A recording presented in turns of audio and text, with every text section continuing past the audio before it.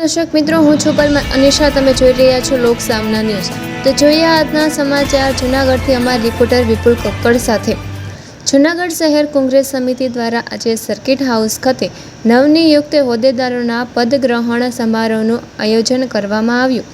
કાર્યક્રમ દરમિયાન શહેર કોંગ્રેસના નવા હોદ્દેદારોને જિલ્લા અને પ્રદેશના વરિષ્ઠ આગેવાનોના હસ્તે નિયુક્તિ પત્રો એનાયત કરવામાં આવ્યા. આ પ્રસંગે પ્રદેશ કોંગ્રેસ ઉપાધ્યક્ષ હીરાભાઈ જોટવા, જિલ્લા કોંગ્રેસ પ્રભારી શહેનાજબેન બાબી, શહેર કોંગ્રેસ પ્રભારી ગાયત્રીબા વાઘેલા સહિત અનેક આગેવાનો ઉપસ્થિત રહ્યા હતા.